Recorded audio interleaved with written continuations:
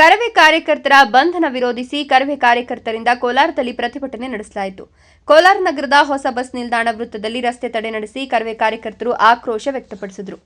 ಕೇಂದ್ರ ಸಂಸದೀಯ ರಾಜ್ಯ ಭಾಷಣ ಸಮಿತಿ ಆಯೋಜಿಸಿದ್ದ ಕಾರ್ಯಕ್ರಮದಲ್ಲಿ ಹಿಂದಿ ಭಾಷೆಯ ಬ್ಯಾನರ್ಗಳನ್ನು ಕಿತ್ತಾಕಿದ ಕಾರ್ಯಕರ್ತರನ್ನು ಬಂಧಿಸಲಾಗಿದ್ದು, ಕಾರ್ಯಕರ್ತರ ಬಂಧನ ವಿರೋಧಿಸಿ ಪ್ರತಿಭಟನೆ ನಡೆಸಲಾಯಿತು. 41 ಕರವೇ ಕಾರ್ಯಕರ್ತರ ಮೇಲೆ ಪ್ರಕರಣ ದಾಖಲಿಸಿ ಜೈಲಿಗೆ ಕಳಿಸಿದ ಪೊಲೀಸರ ನಡೆ ಖಂಡಿಸಿ ಕರವೇ ಕಾರ್ಯಕರ್ತರು ರಸ್ತೆ ತಡೆ ನಡೆಸಿ ಪ್ರತಿಭಟನೆ ನಡೆಸಿದ್ದು, ಕೂಡಲೇ ಕರವೇ ಕಾರ್ಯಕರ್ತರನ್ನ ಬಿಡುಗಡೆ ಮಾಡಬೇಕು ಅಂತ ಆಗ್ರಹಿಸಿದರು. ಕೇಂದ್ರ ಹಾಗೂ ರಾಜ್ಯ ಸರ್ಕಾರಗಳ ವಿರುದ್ಧ ಘೋಷಣೆಗಳನ್ನು ಕೂಗಿ ಕಾರ್ಯಕರ್ತರು ಆಕ್ರೋಶ ವ್ಯಕ್ತಪಡಿಸಿದರು. ಆ ಸಭೆಗೆ ಹೋದಂತ ಸಂದರ್ಭದಲ್ಲಿ ಅಲ್ಲಿರ್ತಕ್ಕಂಥ ಎಲ್ಲ ನಾಮಫಲಕಗಳು ಜಾಹೀರಾತುಗಳನ್ನ ಹಿಂದಿ ಭಾಷೆಯಲ್ಲಿ ಅಳವಡಿಸಿದ್ರು.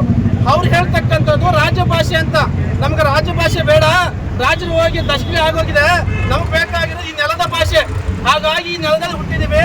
ಕನ್ನಡ ಭಾಷೆಯನ್ನ ಇಡೀ ಏನಿವತ್ತು ಸಂವಿಧಾನದಲ್ಲಿ 22 ಭಾಷೆಗಳು ರಾಷ್ಟ್ರ ಭಾಷೆ ಅಂತ ಏನು ಸಂವಿಧಾನದಲ್ಲಿ ಅಳವಡಿಸಿದೆ.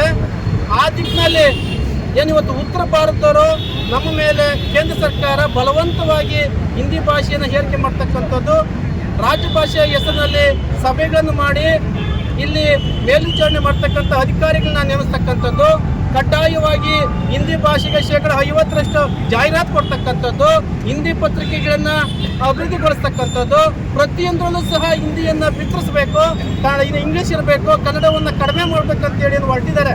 ದಕ್ಷಿಣ ಭಾರತದ ಭಾಷೆಗಳ ನಮ್ಮ ಮೇಲೆ ದಬ್ಬಾಳಿಕೆಯನ್ನು ಮಾಡಲಿಕ್ಕೆ ಹೊರಟಿದ್ದಾರೆ. ಹಾಗಾಗಿ ಕರ್ನಾಟಕ ರಕ್ಷಣಾ ವೇದಿಕೆ ನಿರಂತರವಾಗಿ ಹೋರಾಟವನ್ನು ಮಾಡ್ಕೊಂಡು ಬರ್ತಾ ಇದ್ದಾರೆ. ಇವತ್ತು ಎಲ್ಲೇ ಸಭೆ ನಡೆದು ಸಹ ಕರವೇ ಜಿಲ್ಲಾಧ್ಯಕ್ಷ ಮೇಡಿಹಾಳ ರಾಘವೇಂದ್ರ ನೇತೃತ್ವದಲ್ಲಿ ಪ್ರತಿಭಟನೆ ನಡೆಯಿತು.